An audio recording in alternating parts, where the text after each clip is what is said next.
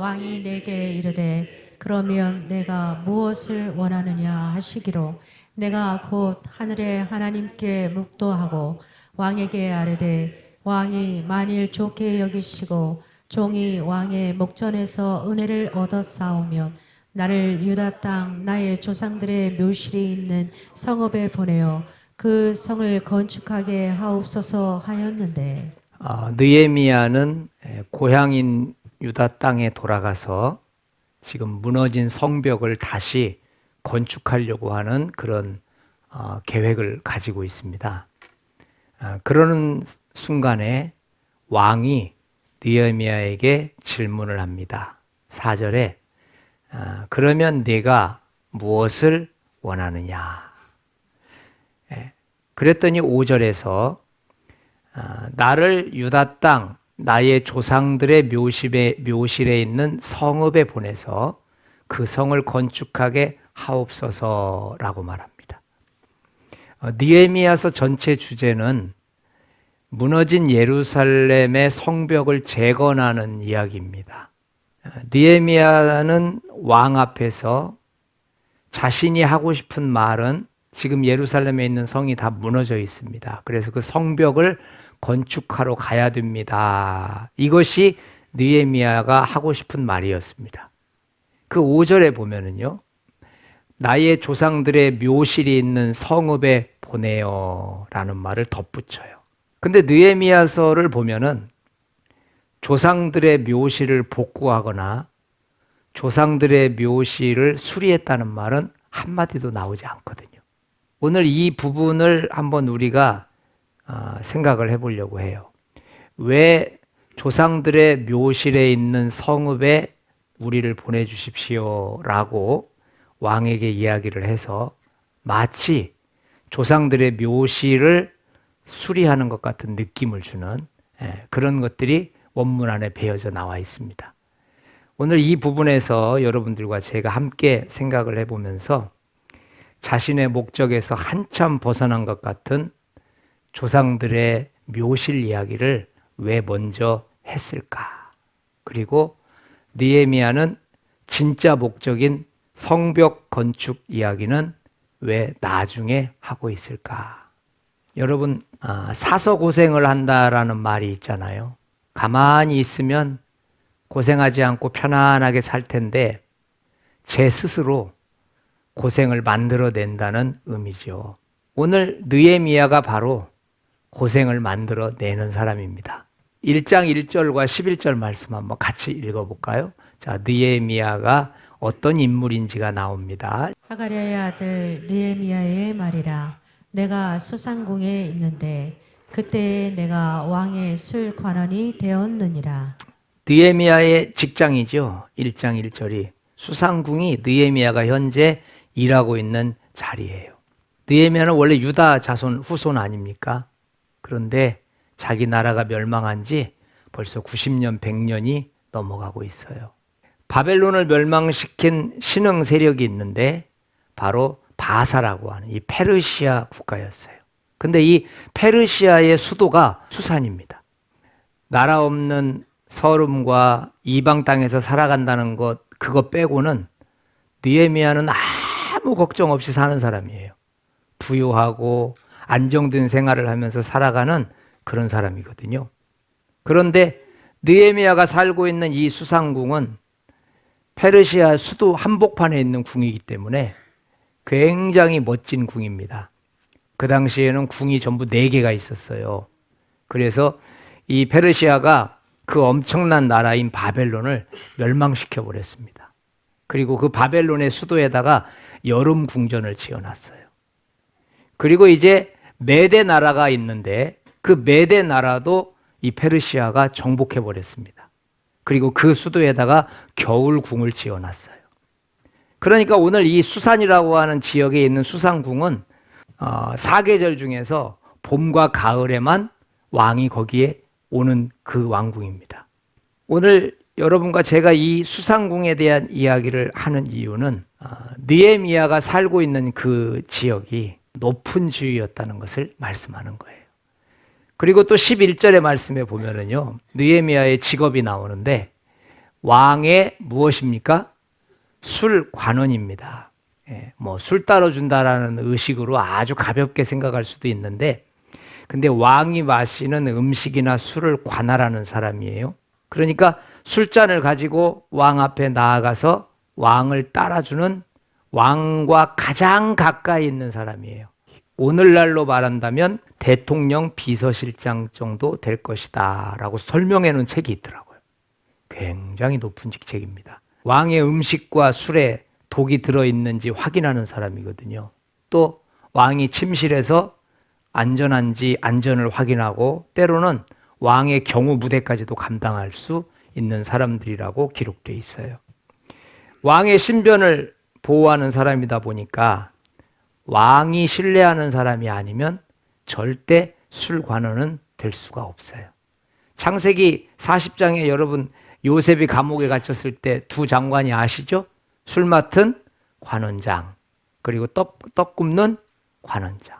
여기는 술관원입니다. 장이 아닙니다. 창세기 40장에서는 관원장이죠. 모든 술관원의 장인 것이죠. 아무튼 오늘 느헤미야는 이렇게 직업적으로 결코 자기가 고생하지 않고 잘하고 있고 또 편안하게 잘하고 있다는 것을 알 수 있어요. 포로인 느헤미야가 술관원 그 고위 간직까지 갈 수가 있었을까? 근데 그 당시에 페르시아 제국은 출신 성분과는 아무 상관도 없이 탁월하면 인재를 등용하는 정책을 사용하고 있었거든요.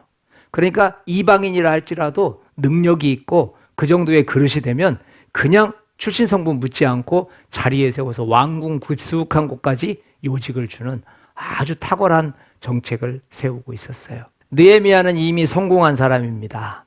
앞길이 고속도로처럼 뻥 뚫린 사람이에요. 수상궁에 있다고 해서 자기 쫓아낼 사람 없습니다. 오늘날 대통령 비서실장 정도의 위치라고까지 번역하는 책도 있어요. 이런 위대한 사람이, 모든 걸 다 가진 사람이 망한 자기 나라에 돌아오기를 원해서 망한 자기 나라의 성벽을 다시 건축하고 싶어하는 그런 소원이 있다라는 것이죠. 우리 한번 2절 3절 말씀 한번 읽어보겠습니다. 내 형제들 가운데 하나인 하나니가 두어 사람과 함께 유다에서 내게 이르렀기로 내가 그 사로잡힘을 면하고 남아있는 유다와 예루살렘 사람들의 형편을 물은즉 그들이 내게 이르되 사로잡힘을 면하고 남아있는 자들이 그 지방 거기에서 큰 환난을 당하고 능력을 받으며 예루살렘 성은 허물어지고 성문들은 불탔다 하는지라. 자기 고향 소식을 형제들한테 물어봤더니 3절에 보니까 큰 환난을 당하고 능욕을 받고 있고 예루살렘 성은 이미 허물어져 있고 성문들은 다 불타버렸대요. 이런 슬픔을 당하고 있는 고향 소식을 듣게 되니까 그 4절에 보니까요. 내가 이 말을 듣고 앉아서 울고 수일 동안 슬퍼하며 하늘의 하나님 앞에 금식하며 기도하여. 여러분, 모든 것을 다 가졌고 누가 봐도 성공한 사람인데 나라를 빼앗기고 돌아갈 고향이 없다고 하는 이 현실적인 고통 앞에서 느헤미야는 울면서 슬퍼하고 금식하면서 기도하는 것밖에는 할 수 있는 게 없었어요. 이제 이 상황에서 느헤미야가 하나님 앞에 두 가지 기도를 하게 돼요. 자, 먼저 어떤 기도를 하게 되냐면 6절과 7절 말씀입니다. 이제 종이 주의 종들인 이스라엘 자손을 위하여 주야로 기도하오며 우리 이스라엘 자손이 주께 범죄한 죄들을 자복하오니 그랬어요. 자기 민족의 조상들이 죄를 짓고 하나님을 떠났던 그 모든 죄들을 지금 누가 끌어안고 기도하고 있죠? 느헤미야가 끌어안고 기도하는 거예요. 하나님 용서해 달라고. 우리 그 많은 조상들이 하나님의 말씀을 벗어나서 하나님을 떠나고 하나님 말씀에 귀를 기울이지 못하고 하나님을 떠났던 그 범죄함을 용서해 달라고. 고국을 떠나서 천리 만리에 가 있는 느헤미야가 지금 그 땅을 향해서 회개기도하고 있는 거예요. 여러분, 이 회개기도는 앞으로 느헤미야가 기도한 그 기도가 응답되었을 때 그것을 받아낼 수 있는 깨끗한 그릇을 준비하고 있는 중입니다. 두 번째 느헤미야가 회개기도를 마치고 한 그 기도가 있습니다. 종들의 기도를 들으시고 오늘 종이 형통하여 이 사람들 앞에서 은혜를 입게 하옵소서. 네, 이제 느헤미야가 기도를 하는 거예요. 하나님, 제가 고향에 돌아가야 되겠는데 이 사람들 앞에서 제가 은혜를 받게 해주십시오. 오늘 다루게 될 본문 2장이 은혜를 입게 해달라고 하는 그 기도를 응답되는 장면입니다. 이제 어떤 식으로 하나님께서 느헤미야에게 은혜를 입혀주시는지 이제 그 부분을 보면서 여러분과 제가 함께 나누기를 원해요. 이제 느헤미야와 왕의 대화가 시작되고 있습니다. 느헤미야가 사람들 앞에서 어떤 은혜를 입고 있는지 한번 보겠습니다. 2장 1절에 보니까 내가 그 포도주를 왕에게 드렸는데 이전에는 내가 왕 앞에서 수심이 없었더니. 자, 2절입니다. 왕이 내게 이르되 내가 병이 있거늘 어찌하여 얼굴에 수심이 있느냐 이는 필연 내 마음에 근심이 있음이로다 하더라. 그때에 내가 크게 두려워하여. 하나님께서 마땅히 죽어야 될 상황인데도 불구하고 왕의 입에서 질문하는 상황으로 바꾸어 주세요. 술관원이라고 하는 직책은요, 얼굴에 수심이 있으면 그 자리에서 죽습니다. 왜냐하면 얼굴에 수심이 있다는 것은 음식에 독을 탔다는 간접적인 표현이거든요. 그래서 술관원장들이 얼굴에서 인상을 쓰고 있다거나 얼굴에서 막 이렇게 안 좋은, 즐겁지 않은 표정을 하게 되면 왕이 죽이지 않아도 옆에 있는 대신들이 무슨 흑심이 있는 줄 알고 그냥 죽입니다.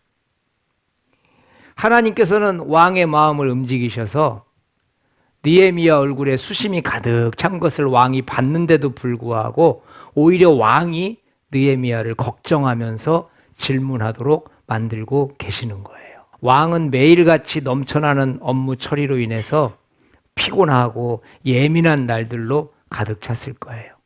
그런데 술관원의 얼굴에 근심빛이 있다면 어떤 왕이 그것을 쉽게 넘길 수가 있겠어요.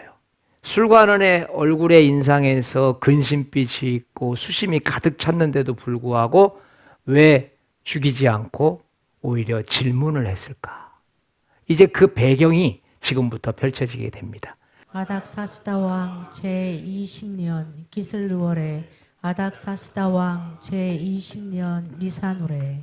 1장 1절에서는 아닥사스다 왕이 20년 될 때 기스루월에 했던 사건이고 2장 1절에서는 똑같은 사람이 20년 때 니산월에 드려진 이야기예요. 기스루월을 한국말로 하면 12월 달입니다. 그리고 니산월을 한국말로 하면 4월 달입니다. 그러니까 느헤미야가 유다와 예루살렘의 나쁜 소식을 듣고 기도를 처음 시작했을 때가 12월 달이었어요. 그가 왕 앞에 나왔을 때 2장 1절에서는 4월경이었어요. 그러니까 느헤미야는 몇 개월 동안 지금 준비 기도를 한 것입니까? 4개월 동안 작정 기도를 한 거예요. 마음을 다하고 뜻을 다하고 목숨을 다해서 4개월간 기도한 후였습니다. 1장과 2장에서는 벌써 시간이 흐른 뒤입니다. 기도는 사람의 마음을 움직일 수 있는 능력이 있다는 것을 아셔야 합니다.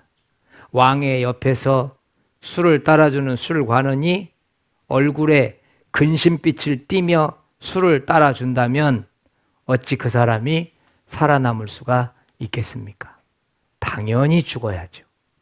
그런데 느헤미야가 죽는다 한들 누가 잘못됐다고 말할 사람도 없습니다. 그런데도 하나님께서는 느헤미야를 죽이지 않도록 하셨습니다. 왜요? 바로 이 4개월 동안의 느헤미야의 간절한 기도가 있었기 때문이에요. 오늘 에스더서 4장으로 가보면 느헤미야가 입었던 은혜와 동일한 은혜가 한 번 더 등장해요. 왕후 와스디가 폐위가 된 후에 이제 아하수에로 왕이 다음 차기 왕후로 선택한 사람이 바로 에스더거든요. 그런데 당시 총리 대신이었던 하만이 유대인들을 다 죽이려고 위기에 처하게 만듭니다. 그래서 이 외삼촌 모르드게가 이렇게 에스더에게 말해요. 왕에게 나아가서 지금 우리 민족이 다 죽게 되었으니 살려달라고 간청을 하여라. 그런데 에스더는 단호하게 거절해요. 왜냐하면 그 당시의 법으로 왕이 부르지도 않았는데 왕 앞에 나가는 사람은 그 자리에서 죽었거든요. 모르드게가 이렇게 말해요. 너는 왕궁에 있으므로 유대인 중에 홀로 화를 면하리라 생각하지 말라. 네가 만일 잠잠하면 너와 내 아비 집은 멸망하리라. 네가 왕후의 위를 얻은 것이 이때를 위함이 아닌지 누가 아느냐. 그 말을 듣고 이제 에스더가 당신은 수산에 있는 유대인들을 다 모으고 3일 동안 금식하고 나를 위해 기도해 주십시오. 나도 나의 시녀들과 함께 금식한 후에 규례를 어기고 법을 어기고 왕에게 나아가리니 내가 죽으면 죽으리이다. 에스더는 죽음을 각오한 신앙의 결단을 내리고 담대히 왕 앞에 나아가 버립니다. 그날 에스더가 죽는다 한들 뭐라 할 사람 없어요. 그런데 여러분, 그날 저녁 왕의 눈에 비친 에스더의 모습은 누구보다도 아름다워 보였고 누구보다도 사랑스러워 보였다는 것을 믿으시기 바랍니다. 바로 이 순간이 하나님께서 일하시는 순간입니다. 시간적으로는 1초, 2초 정도밖에 안 됩니다. 그 짧은 시간에 왕이 어떤 마음을 갖느냐에 따라서 에스더의 생사가 좌우되는 거거든요. 하나님, 저는 죽어도 괜찮으니 저의 민족을 살려주십시오. 이 기도를 3일 동안 한 것입니다. 오늘 본문의 느헤미야는 어떤 기도를 했을까요? 하나님, 오늘 밤 왕이 저에게 말을 걸어오게끔 해주십시오. 하나님, 왕이 제 얼굴을 보면서 무엇인가 질문할 때 제가 무엇인가를 대답할 수 있는 말을 저에게 주십시오. 이 기도를 4개월간 하루도 빠짐없이 한 것입니다. 작정 기도는 정해진 시간에 하기도 하지만 그 기도하는 사람의 정신력은 24시간 동안 온전히 하나님만 바라보고 있다는 것을 우리는 알고 있지 않습니까? 하나님께서 왕의 마음을 바꾸신 것입니다. 하나님의 사람들이 죽기를 각오하고 하나님 앞에서 기도하면 하나님께서는 죽을 위기 가운데에서도 능히 비껴가도록 만들어 주신다는 것을 믿으시기 바랍니다. 그리고 이제 2장 4절과 5절이 나옵니다. 자, 그러면 네가 무엇을 원하느냐? 내가 곧 하늘의 하나님께 묵도하고 왕에게 아뢰되 왕일 만일 종께 여기시고 종이 왕의 목전에서 은혜를 얻었사오면 나를 유다 땅 나의 조상들의 묘실이 있는 성읍에 보내어 그 성을 건축하게 하옵소서 하였는데 느헤미야가 받은 두 번째 은혜는 왕의 마음을 움직일 수 있는 사람으로 하나님께서는 느헤미야를 직접 사용하셨다는 거예요. 오늘 제목이 키맨이라는 말을 썼습니다. 어떤 단체나 조직에서 중심이 되는 인물을 가리키는 단어입니다. 어떤 사건을 해결할 수 있는 핵심 인물, 중요 인물을 말할 때 키맨이라고 말해요. 느헤미야를 예루살렘 성벽을 건축할 키맨으로 하나님이 지금 사용하고 계신 거예요. 느헤미야의 관건은 자신이 유다까지 가는 것입니다. 그것도 아주 안전하게 도착하도록 만드는 것이 느헤미야의 관건이고 목적이었어요. 지금부터 4개월간 기도를 마치고 하나님께서 주신 지혜가 무엇인지 5절에 그대로 나옵니다. 왕이 만일 좋게 여기시고 종이 왕의 목전에서 은혜를 얻어싸우면, 여러분, 이 말이 들리는 말과 심겨진 말이 다르다는 것을 알아야 돼요. 겉으로 보기에는 느헤미야가 지금 왕에게 부탁하는 것처럼 보입니다. 그런데 속 깊은 곳에 가면은 왕의 마음에 명령하고 있는 느헤미야를 발견할 수 있어요. 왕께서 좋게 여기신다면 그 말은 왕께서 꼭 허락해 주셔야만 되겠습니다. 이런 말입니다. 종이 은혜를 얻어싸우면, 이 말은 왕에게 처음이자 마지막으로 한 가지를 요청하겠습니다. 죽음을 각오한 사람의 말은 고상한 요청이나 인격적인 부탁이 될 수가 없어요. 그 사람은 그 말을 하고 죽을 거거든요. 그 사람의 말은 이미 확신이고 강력한 명령이 된다는 것을 아셔야 돼요. 하나님께서는 느헤미야에게 왕이 가장 소중하게 생각하고 있는 것이 무엇인지를 알려주셨어요. 그 오랜 기도 생활을 통해서 왕이 가장 소중하게 생각하고 있는 것이 무엇인가를 알게 됐어요. 왕은 신앙인도 아닙니다. 하나님을 아는 사람도 아닙니다. 느헤미야의 고민이 얼마나 컸겠어요. 무슨 말을 어떻게 해야 내 말을 들어줄까? 그런 왕의 마음을 움직인 결정적인 단어 하나가 나옵니다. 바로 선조들의 묘실이라는 말이에요. 왕은 자신이 왕이 되고 성공한 것이 전부 조상들 덕분이라고 생각하고 있는 사람이에요. 그래서 산당을 지어놓고 묘실을 지어놓고 거기에는 엄청난 전쟁에서 승리하고 이길 때마다 조상들의 묘실을 계속 세워서 이것은 오대손 할아버지 때문에 이긴 것이고 이것은 우리 할아버지 때문에 이긴 것이고, 선조들의 묘실을 굉장히 신성시 여기는 사람이었어요. 그러니까 왕에게 있어서 선조들의 묘실이라고 하는 말은 특별한 의미를 가지고 있는 거예요. 페르시아 지역에서 중요시 여기는 것 중에 하나가 뭐냐면은 조상들을 귀하게 여기는 마음이거든요. 그러니까 조상들이 지켜주신 덕분이고 조상들의 은덕이 아니면 어떻게 바벨론을 이길 수 있겠습니까? 어떻게 메대 나라를 이길 수 있겠어요? 조상들이 다 지켜준 은덕이었죠. 그래서 이 페르시아 지역에서 선조들의 묘실이다라는 말을 들으면 어떤 사람도, 어떤 국민도 이의를 제기한 사람이 없었어요.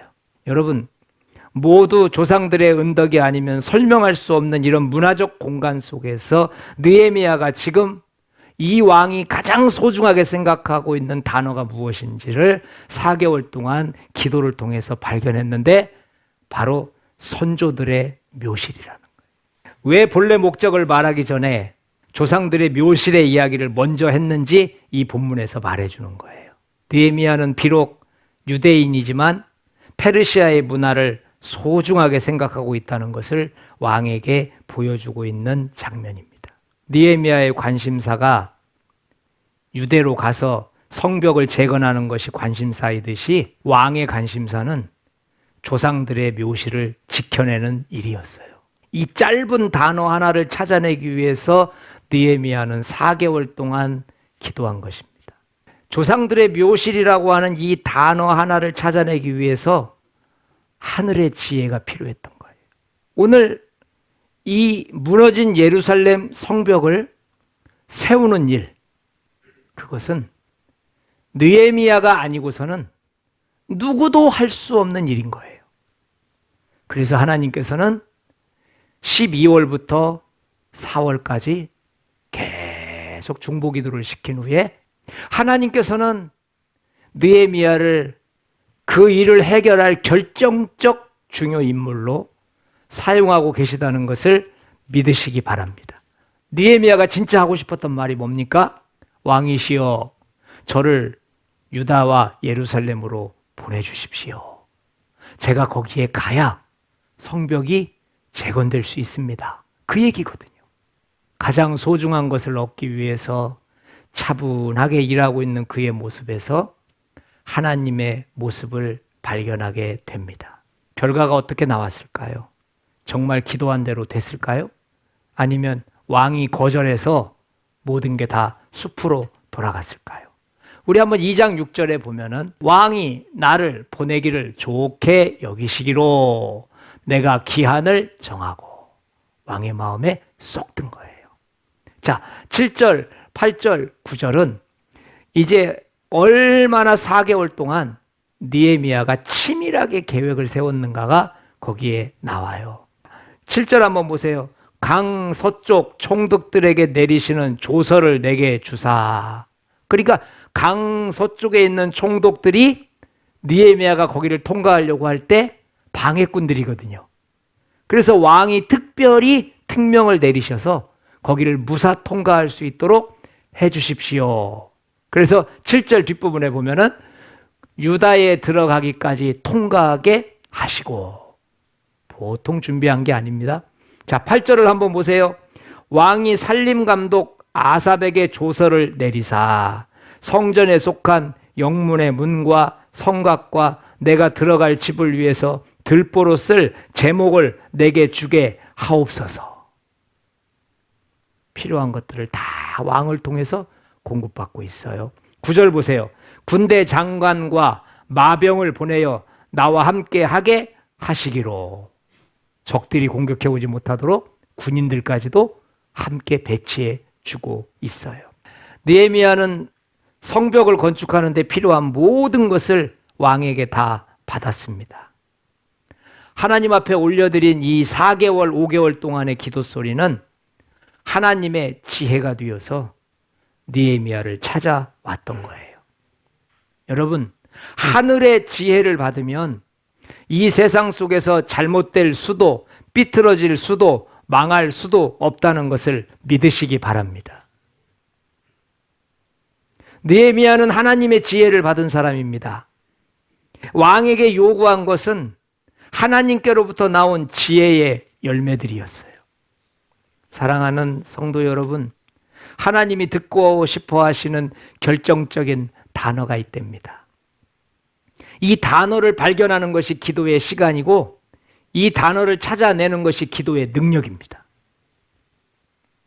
느헤미야는 이 단어 하나를 찾아내기 위해서 4개월 동안 무릎을 꿇고 하나님 앞에 매달릴 수밖에 없었어요. 성도의 기도는 시간의 길고 적음이 아니고 하나님의 뜻을 발견했느냐, 하나님이 원하시는 단어를 찾아냈느냐에 있다는 것을 아셔야 돼요. 우리는 한나라고 하는 여인을 알고 있어요. 한나는 애를 가질 수가 없었어요. 그러나 5절에 보니까 그에게 임신하지 못하게 하시는 분이 누구였습니까? 하나님이셨어요. 6절도 보니까 그에게 임신하지 못하게 하심으로 나이도 젊고 출산할 능력도 있었고 건강하고 모든 조건이 다 갖추어진 여인이었는데 아이가 생기질 않아요. 얼마나 가슴 아프겠어요.